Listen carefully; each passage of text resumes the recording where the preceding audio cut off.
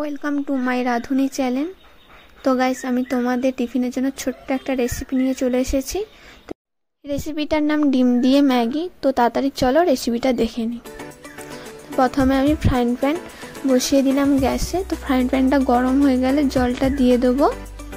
জলটা দেওয়ার পরে জলটা একটু গরম হলে ম্যাগিগুলো দিয়ে দেবো। তোমরা এখানে নুডলসও ব্যবহার করতে পারো। তো ম্যাগিগুলো দেওয়ার পরে একটু জলটা একটু কম পড়েছিল, তো আর একটু জল দিয়ে দিলাম। তো এবার আমি ঢাকা দিয়ে দেবো। ঢাকাটা 3 থেকে 4 মিনিট রাখতে হবে। তো আমার ম্যাগিগুলো সেদ্ধ হয়ে গেছে। এবারে জলগুলোকে একটু কমিয়ে নেব।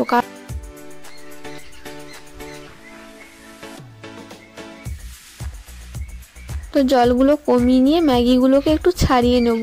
ছাড়ানোর পরে এবারে ম্যাগি মশলাগুলো দিয়ে দেবো ম্যাগিতে।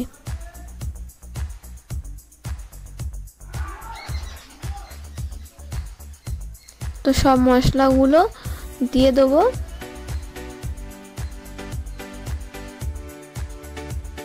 দিয়ে একটু নাড়িয়ে নিতে হবে ভালো করে। খুব সহজেই করা যায়। তোমরাও এগুলো বাড়িতে বসে বানিয়ে নিতে পারো টিফিনের জন্য খুব তাড়াতাড়ি।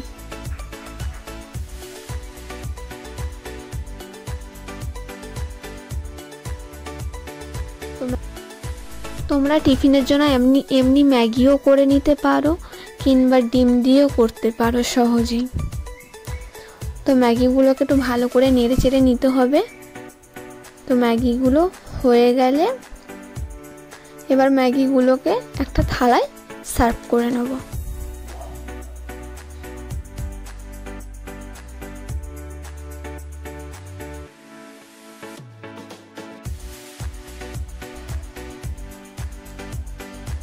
তো সার্ভ করা হয়ে গেছে। এবার ফ্রাইং প্যানটা রেখে দেবো।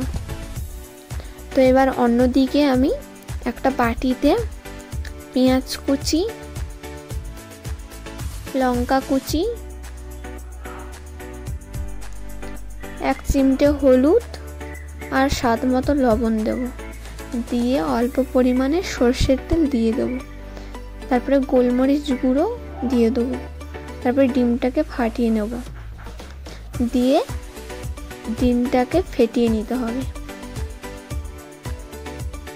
ডিমটা ফেটিয়ে নেওয়ার পরে অন্যদিকে ফ্রাইং প্যানটা গরম হয়ে গেলে তেল দিয়ে দেবো, সর্ষের তেল। তোমরা এখানে সাদা তেলও ইউজ করতে পারো। দেওয়ার পরে এবারে যে ডিমটাকে ফেটিয়ে রেখেছিলাম ডিমটাকে দিয়ে দেবো। ডিমটাকে চারধারে একটু ভালো করে বড় করে নিতে হবে ডিমটাকে। ডিমটা একটু ভাজা হয়ে এলে আগে থেকে যে ম্যাগিটা করে রেখেছিলাম ম্যাগিটা দিয়ে দিলাম।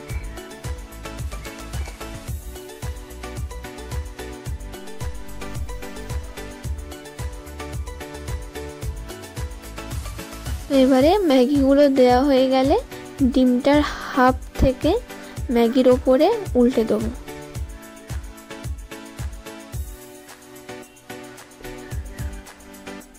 যাতে ম্যাগিগুলো যাতে না বেরিয়ে যায়। তো একটু ম্যাগিগুলো একটু বেশি হওয়ার জন্য একটু বেরিয়েও আসছে। তোমরা অল্প পরিমাণেও দিতে পারো ভেতরে।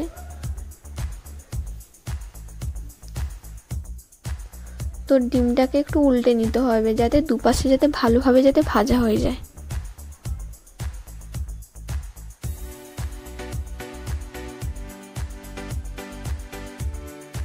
এবারে ভাজা হয়ে যেতে এবারে আমি একটা থালায় সার্ভ করে নেব। তো তোমরাও খুব তাড়াতাড়ি টিফিনের জন্য এই রেসিপিটা বানিয়ে নিতে পারো।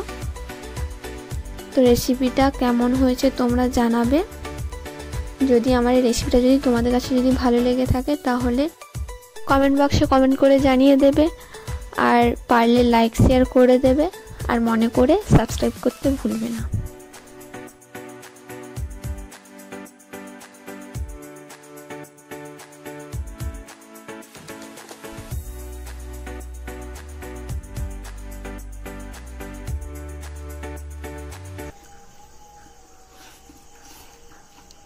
দারুণ টেস্ট,